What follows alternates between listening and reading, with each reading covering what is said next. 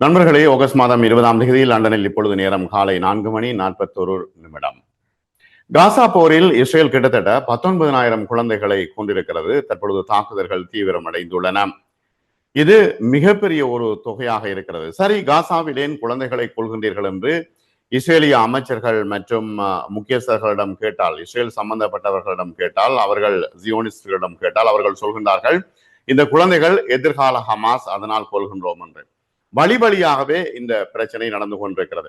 உண்மையில ஹிட்லர் எப்படி யூத குழந்தைகளை கொண்டார்களோ, எதிர்காலத்தில் இந்த யூத குழந்தைகள் உலகத்தை அழித்துவிடும் என்று கொண்டாரோ, அதே போல இப்பொழுது மீண்டும் இஸ்ரேல் பலஸ்தீன குழந்தைகளை, காசா குழந்தைகளை கொன்று கொண்டிருக்கிறது. காசா நகரத்தின் மீது இஸ்ரேல் தொடர்ச்சியாக குண்டுவீச்சு நடத்தி இருக்கிறது. அங்கு பலர் சிக்கி தவித்துக் கொண்டிருக்கின்றார்கள். போர் நிறுத்த ஒப்பந்தம் ஹமாஸ் தூக்கில தொங்குவதற்கு சமமாக இருக்கிறது என்று ஆய்வாளர்கள் சொல்கின்றார்கள். கிட்டத்தட்ட 2 ஆண்டுகளுக்கு முன்பு காசாவில் இஸ்ரேல் இனப்படுகொலை போர் ஆரம்பித்ததிலிருந்து இஸ்ரேலால் கொல்லப்பட்ட 62,000க்கும் மேற்பட்ட பாலஸ்தீனியர்களிலே குறைந்தது 18,885 குழந்தைகள், கிட்டத்தட்ட 19,000 குழந்தைகள் கணக்கெடுப்பின்படி கொல்லப்பட்டிருக்கின்றார்கள். அதற்கு மேலாகவும் கொல்லப்பட்டிருக்கின்றார்கள். நிறைய பேருக்கு குழந்தைகளுக்கே கால் இல்லை, கை இல்லை, மிகப்பெரிய பிரச்சனை இருக்கிறது. ஒரு சில குழந்தைகள் வெளிநாடுகளுக்கு கொண்டு சிகிச்சை அளிக்கப்பட்டிருக்கின்றார்கள் என்பது தெரிந்த செய்தி. பாலஸ்தீன அகதிகளுக்கான ஐக்கிய நாடுகள் நிறுவனம் UNRWA இருக்குத்தானே, அது நேற்று மிக முக்கியமான செய்தியை வெளியிட்டிருக்கிறது. இஸ்ரேல் மிகவும் தேவைப்படுகின்ற உதவி மற்றும் மருத்துவ பொருட்களை கூட உள்ளே விடுவதில்லை. இஸ்ரேலால் மிகவும் துன்பப்படுகின்றார்கள் அந்த குழந்தைகள், பட்டினியால் வாடுகின்றார்கள். அந்த குழந்தைகளுக்கு எந்த இடமும் காசாவிலே பாதுகாப்பு இல்லை. இப்பொழுது 19,000 கிட்ட குழந்தைகள் கொல்லப்பட்டிருக்கின்றார்கள். அது வெளிப்படையாக தெரிகிறது. அதை பற்றி யாரும் பேசுவதற்கு தயாராக இல்லை. உக்ரைனில் குழந்தைகள் கொல்லப்படும் பொழுது, ஒரு குழந்தை கொல்லப்பட்டால் உடனடியாகவே உலக மீடியாக்கள் கொதித்தெழுகின்றன. பாலஸ்தீனத்தில் 19,000 குழந்தைகள் கொல்லப்பட்டிருக்கின்றார்கள்.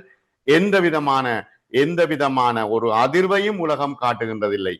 வீடுகளை தரமட்டமாக்கி இருக்கிறது இஸ்ரேலிய ராணுவம். தொடர்ச்சியான குண்டுவீச்சு நடத்தி கொண்டிருக்கிறது. ஆயிரக்கணக்கான மக்களுடைய புகலிடமாக இந்த ஐக்கிய நாடுகள் சபை நடத்தும் பள்ளிகள் மாறி இருக்கின்றன. அங்கு டொய்லெட் பிரச்சனை இருக்குது, தண்ணீர் பிரச்சனை இருக்கிறது, சாப்பாட்டு பிரச்சனை இருக்கிறது, மருந்து பிரச்சனை இருக்கிறது என்று UNRWA தெரிவித்திருக்கிறது. யாருமே செவி சாய்ப்பதாக இல்லை. இப்ப ட்ரம்ப் என்ன சொல்றார்? நீங்கள் ஹமாஸை எவ்வாறாவது அடித்து முடியுங்கள் என்று குறிப்பிடுகின்றார். அது இஸ்ரேலுக்கு மீண்டும் மீண்டும் உற்சாகத்தை கொடுத்து கொண்டிருக்கிறது. பாலஸ்தீனியர்கள் எங்கேயாவது ஐக்கிய நாடுகள் சபையின் கொடி இருக்குதா? அதன் கீழே தான் அவர்கள் பாதுகாப்பை நாடி இருக்கிறார்கள். ஆனால் அந்த இடங்களும் குறிவைக்கப்பட்டு தாக்கப்படுகின்றன. அதிகமான குழந்தைகள் மரணத்திற்கான இடமாக காசா மாறிவிட்டது. காசாவில் குழந்தைகளுக்கு என்று எந்த பாதுகாப்பும் இல்லை. இப்பொழுது போர் நிறுத்தம் என்று தெரிவிக்கப்பட்டிருக்கிறது. உண்மையில் இந்த போர் நிறுத்தத்தை ஹமாஸும் ஏற்றுக்கொண்டிருக்கிறது. 60 நாள் போர் நிறுத்தம். 60 நாள் போர் நிறுத்தம் என்றாலே அவர்கள் ஓரளவு மூச்சு விடக்கூடும். ஆனால் இஸ்ரேல் தன்னுடைய அடுத்த தாக்குதலை தீவிரப்படுத்துவதற்காகவே இந்த போர் நிறுத்தத்தை ஏற்பாடு செய்திருக்கிறது என்று ஆய்வாளர்கள் சொல்கின்றார்கள். ஐக்கிய நாடுகள் குழந்தைகள் நிதியம் யூனிசெஃபை மேற்கோள் காட்டி UNRWA சொல்லுது, கடந்த 5 மாதங்களில் ஒருதலை பட்சமாக இஸ்ரேல் போர் நிறுத்தத்தை முறித்து கொண்டிருக்கிறது.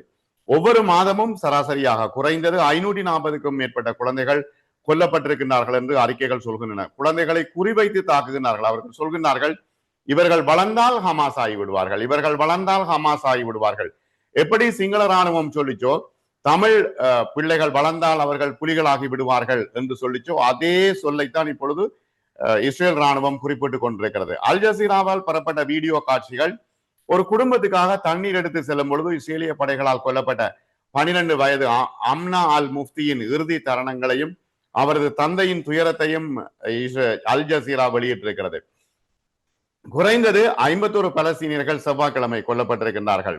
ஆகவே ஐக்கிய நாடுகள் சபை எச்சரிக்கைகள் வந்த போதும் கூட யாரும் அதை கேட்பதாக இல்லை. அமெரிக்கா மற்றும் இஸ்ரேலிய ஆதரவு பெற்ற GHF உதவி விநியோக தளங்களுக்கு அருகே இஸ்ரேலிய படைகள் தொடர்ச்சியாக துப்பாக்கி சூடு நடத்துகின்றன. பாலஸ்தீனர்கள் தினமும் சந்தித்து வரும் கொடிய தாக்குதல் இதுதான். என்னன்னா, இப்ப சாப்பாட்டுக்கு உதவி விநியோக தளங்களுக்கு பக்கத்துல வச்சு ஏற்கனவே நான் குறிப்பிட்டிருக்கிறேன், ஒரு 0 பாயிண்ட்லேயே அவர்கள் சுட்டுக் கொள்ளுகின்றார்கள். மெயின் குழந்தைகளை சுட்டுக் கொள்கின்றார்கள். எதிர்காலத்தில் அவர்கள் தீவிரவாதிகளாகி விடுவார்கள். எவ்வளவு பெரிய மடத்தனம். ஆனால் இதனை உலகம் பார்த்து கொண்டே இருக்கிறது. இப்ப மே மாத இறுதியில இருந்து கிட்டத்தட்ட 2000 பேர் உயிரிழந்திருக்கின்றார்கள். கான்யூனிஸில் இடம்பெயர்ந்த மக்களுக்கு அடைக்கலம் கொடுத்த கூடாரங்கள் மீதான தாக்குதலில் குறைந்தது 8 பேர் கொல்லப்பட்டிருக்கிறார்கள். இன்றைக்கு மத்திய காசாவில் உள்ள டெய்ரல் பலாவில் உள்ள கூடாரத்தின் மீதான தாக்குதலில் 4 பேர் கொல்லப்பட்டிருக்கிறார்கள். காசாவில் உள்ள மருத்துவமனைகள் இந்த விஷயத்தை சொல்லுகின்றன. காசா நகரத்தின் மீது இஸ்ரேல் தொடர்ந்து தன்னுடைய நடவடிக்கைகளை விரிவுபடுத்துவதை நிறுத்துமாறு உலக நாடுகள் எச்சரிக்கை விடுத்த போதிலும் இஸ்ரேலிய படைகள் அதன் மீது தாக்குதலை தொடர்ந்து முடுக்கி விட்டிருக்கின்றன. காசா நகரத்தின் ஜெய் டவுன் பகுதியிலே நடந்த வான்வெளி தாக்குதலில் இன்று 4 பேர் கொல்லப்பட்டிருக்கிறார்கள், பலர் காயமடைந்திருக்கிறார்கள். என்னன்னா இஸ்ரேலிய படைகளுக்கு நேரடியா போய் ஹமாஸோட மோத முடியாது, பயம், உயிர் பயம். ஆனால் தெற்கு காசா நகரில் இஸ்ரேலிய படைகள் வீடுகளுக்கு குண்டு வைத்து தகர்க்கின்றன. இருக்கிறதே ஒரு 20% வீடுகள் தான் இருக்கின்றன. கிழக்கு காசா நகரத்தில் உள்ள துஃபா பகுதியில் கடும் துப்பாக்கி சூடு நடைபெற்றிருக்கிறது. டெய்ரல் பலாவில் இருந்து செய்தி அளிக்கின்ற அல் ஜசீராவின் தாரிக் அபு அசூம் சொல்றார், காசா நகரத்தில் அடர்த்தியான மக்கள் தொகை கொண்ட பகுதிகளில் கொடுமையான வான்வெளி தாக்குதல்கள், இவர்கள் நேர தாக்குதலுக்கு பயப்பட்டு வான்வெளி தாக்குதலை நடத்தி கொண்டிருக்கிறார்கள். இஸ்ரேலிய படைகள் தொடர்ச்சியாக மேலே இருந்து குண்டு போட்டு காசாவை முழுவதுமாக அழிக்கப் போகின்றார்கள், இந்த மக்களை கொல்லப் போகின்றார்கள் என்று எல்லோரும் அச்சப்படுகின்றார்கள். காசா நகரத்தின் ஜெய் டவுன் சுற்றுப்புறத்தில் மட்டும் 450க்கும் மேற்பட்ட குடியிருப்பு தொகுதிகளை அழித்திருக்கிறார்கள். இஸ்ரேலின் நடவடிக்கைகள் தற்பொழுது சபரா பகுதிக்கும் விரிவடைந்திருக்கின்றன. இந்த பகுதிகள் காசா நகரத்தின் முக்கிய மைய பகுதிக்கு இட்டு செல்கின்றன என்று அல் ஜசீரா நிருபர் அபு அசூம் சொல்கின்றார். இதற்கிடையில் 60 நாள் போர் நிறுத்தம் ஒரு ஆறுதலாக இருக்கிறது. கைதிகளுக்கான பகுதியளவு கைதிகள் பரிமாற்றம் உள்ளிட்ட காசா போர் நிறுத்த திட்டத்திற்கு ஹமாஸ் சாதகமாக பதிலளித்ததாக முக்கியஸ்தர்கள் கூறுகின்றார்கள். கத்தார் உறுதிப்படுத்தி இருக்கிறது. செவ்வாய்க்கிழமை அன்று 2 இஸ்ரேலிய அதிகாரிகள் இந்த திட்டத்திற்கு ஹமாஸின் பதிலை ஆய்வு செய்து வருவதாக தெரிவித்திருக்கிறார்கள். ஆனால் கூடுதல் விவரங்களை, அதாவது போர் நிறுத்தம் தொடர்பாக கூடுதல் விவரங்களை வழங்கவில்லை. ஆனால் தீவிர வலதுசாரி இஸ்ரேலிய அரசாங்கம் காசாவில் தடுத்து வைக்கப்பட்டுள்ள எல்லா கைதிகளும் உயிரோடு மற்றும் செத்துப்போனவர்களை, இறந்தவர்களை ஒரே நேரத்தில் திருப்பி தர வேண்டும் என்று சொல்கிறது. இஸ்ரேலிய ஊடகங்கள் இந்த செய்தியை தொடர்ந்து வெளியிட்டு வருகின்றன. காசா நகரத்தின் மீதான தாக்குதல்கள் தற்பொழுது தீவிரமடைந்து வருகின்றன. போர் நிறுத்த திட்டம் ஒரு முழுமையான நிலைமையில் இல்லை. கடந்த வாரத்தில் சண்டை நிறுத்துவதற்காக முயற்சிகள் புதிய உத்வேகத்தை பெற்றன. அமெரிக்க ஆதரவுடன் கூடிய போர் நிறுத்த திட்டம் குறித்து 2 தரப்புக்கும் இடையே மறைமுக பேச்சுவார்த்தைகளை மீண்டும் தொடங்க கத்தாரும் எகிப்தும் அழுத்தம் கொடுத்து வருவதாக தெரிவிக்கப்படுகிறது. இதுல இஸ்ரேலில் தடுத்து வைக்கப்பட்டுள்ள 200 பாலஸ்தீன கைதிகள் மற்றும் குறிப்பிடப்படாத எண்ணிக்கையிலான சிறையில் உள்ள பெண்கள் மற்றும் சிறார்களை விடுவிப்பது, உயிருடன் இருக்கின்ற 10 கைதிகள் மற்றும் காசாவில் இறந்த 18 பேரின் உடல்களுக்கு ஈடாக இந்த திட்டம் இப்பொழுது பேசப்பட்டு வருகிறது. என்னன்னா 200 பாலஸ்தீன கைதிகளை விடுவிக்கிறார்கள், சிறையில் உள்ள பெண்கள் சிறார்களை விடுவிக்கின்றார்கள். அதுல காசாவில இருக்கின்ற பணைய கைதிகளை 10 பேரை விடுவிக்கின்றார்கள், 18 பேரினுடைய இறந்த உடல்களை கொடுக்கின்றார்கள் என்று ஹமாஸ் அதிகாரி ஒருவர் தெரிவித்திருக்கின்றார். இன்னும் அது முடிவுக்கு வரையல. ஆனா யுத்த நிறுத்தம் வந்தா ஓரளவு மூச்சு விடக்கூடியதா இருக்கும். அது இவர்களுக்கு மிகப்பெரிய ஆறுதலா இருக்கும் காசா மக்களுக்கு. ஆனால் இஸ்ரேலுக்கு மீண்டும் தன்னுடைய படையை மீள புனரமைப்பதற்கான வழியாகவும் இருக்கும். காசாவில மொத்தம் 50 கைதிகள், பணைய கைதிகள் இருப்பதாகவும் அவர்களில் 20 பேர் இன்னும் உயிருடன் இருப்பதாகவும் இஸ்ரேல் திரும்ப திரும்ப சொல்லி வருகிறது. என்னன்னா இப்படி சொன்னாதானே அங்க என்ன நடக்குது என்ற விஷயத்தை தெரிவிக்கலாம். ஆகவே கத்தார் வெளியுறவு அமைச்சக செய்தி தொடர்பாளர் மசீத் அல் அன்சாரி சொல்றார், 60 நாள் போர் நிறுத்த ஒப்பந்தத்தில் போரை முடிவுக்கு கொண்டு வருவதற்கான விரிவான ஒரு ஒப்பந்தத்துக்கான ஒரு பாதையும் அடங்கும் என்று சொல்றார். பொறுத்திருந்தான் பார்க்க வேண்டும். ஒவ்வொருத்தரும் ஒவ்வொன்றை சொல்லிக் கொண்டிருக்கிறார்கள். காசாவில கிட்டத்தட்ட 75% ஆக்கிரமித்துள்ள இஸ்ரேலிய படைகளை திரும்ப பெறுவதும், அங்க இருக்கின்ற 2.1 மில்லியன் அல்லது 2.2 மில்லியன் மக்கள் தொகை கொண்ட பகுதி இஸ்ரேலால மிகப்பெரிய பஞ்சத்தால வாடிக்கொண்டிருக்கிறது. அதான் கடந்த முறை வெள்ளிக்கிழமை கொத்துபா பிரசங்கத்தில் அவர் சொன்னார், என்னன்னா என்னால பேச முடியல பசி, உங்களால கேட்க முடியவில்லை பசி, ஆகவே இத்தோடு இந்த கொத்துபா பிரசங்கத்தை முடித்துக் கொண்டு நாங்கள் தொழுவோம் என்று அவர் சொல்கின்றார். ஆகவே பசியின் காரணமாக கொள்கின்றார்கள், பசியால கொள்கின்றார்கள் அந்த மக்களை. இப்ப இஸ்ரேல் இப்ப சொல்றது என்னன்னா தங்களுடைய எல்லா பணைய கைதிகளையும் விடுவிக்க வேண்டும் என்ற ஒரு நிபந்தனையை வச்சிருக்கிறது. அல் ஜசீராவினுடைய மூத்த அரசியல் ஆய்வாளர் எல்லோருக்கும் தெரியும் மர்வான் பிஷாரா சொல்றார், இஸ்ரேலிய பிரதமர் பெஞ்சமின் நெதன்யாஹூ இனி ஒரு பகுதி போர் நிறுத்தத்திற்கு ஒப்புக்கொள்வது ஆனா அவருடைய ஆர்வத்துல இல்ல, அவர் அப்படி ஆர்வம் காட்டல.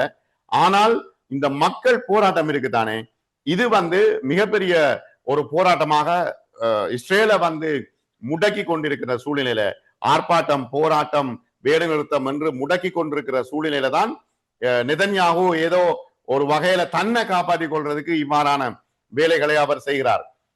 போரில் நெதன்யாகு வெற்றி பெறவே மாட்டார் என்று இவர் மர்வான் சொல்றார். மர்வான் அல் ஜசீரால நீங்கள் பார்த்திருப்பீர்கள், மிகப்பெரிய ஒரு அரசியல் ஆய்வாளர். அவருக்கு ஹமாஸ் தோல்வியடையும் நிலைமையில இருக்குது என்று அவர் நினைக்கிறார். ஆனா அவர் வெற்றி பெற மாட்டார் என்றுதான் அரசியல் ஆய்வாளர்கள் சொல்கின்றார்கள். ஆனால் வாஷிங்டன்ல இருந்து இவருக்கு நெதன்யாவுக்கு பச்சை கொடி காட்டப்பட்டிருக்கிற என்ன, நீங்க ஹமாஸ முடியுங்கோ என்றுதான் ட்ரம் சொல்லிக் கொண்டிருக்கிறார். ஆகவே எல்லா இடங்களிலும் டசன் கணக்கான மக்கள் தங்கள் வீடுகளில் சிக்கி இருக்கின்றார்கள். அவர்களால் வெளியில வர முடியல, சாப்பிட முடியல. அதோட புகழ்பெற்ற தடகள வீராங்கனை சுஹா மஹத் காசா நகரில் சிக்கி தனியாக இருக்கிறார். ஒரு கண்ணில் பார்வையற்றவராக இருக்கின்றார். அவர் ஏற்கனவே புகழ்பெற்ற தடகள வீராங்கனையாக இருந்தார். அவருடைய புகைப்படத்தை நான் போட்டு காட்டுறேன். அவை இப்பொழுது இருக்கின்ற சூழ்நிலையில காசா நகரத்தில் இருந்து குழந்தைகளை கொல்வதுதான் இஸ்ரேலினுடைய நோக்கம். என்ன விஷயம், கடந்த 24 மணி நேரத்துல ஊட்டச்சத்து குறைபாடு, பட்டினியால அதிகமான பலஸ்தீனியர்கள் இறந்திருக்கின்றார்கள் காசாவில. சுகாதார அமைச்சகம் சொல்லுது ஜூன் மாத இறுதியிலிருந்து ஊட்டச்சத்து குறைபாட்டால கிட்டத்தட்ட 154 பெரியவர்கள் இறந்திருக்கிறார்கள், சாப்பாடு இல்ல. இந்த போர் ஆரம்பித்ததிலிருந்து பசியால இறந்த குழந்தைகள் 112 பேர் ஆதாரம் சொல்லுதாக. கிட்டத்தட்ட 19,000 குழந்தைகளை அவர்கள் கொன்றிருக்கிறார்கள். ஏனென்றால் அவர்கள் சொல்கின்றார்கள் இவர்கள் எதிர்காலத்தில் ஹமாஸ் ஆகி விடுவார்கள் என்று. உலகமே ஸ்தம்பித்து போயிருக்கிறது. பொறுத்திருந்து பார்ப்போம் என்ன நடைபெறுகிறது என்று. அடுத்த காணொளியில் மேலும் பல விவரங்களோடு நான் சந்திக்கின்றேன். நன்றி நண்பர்களே.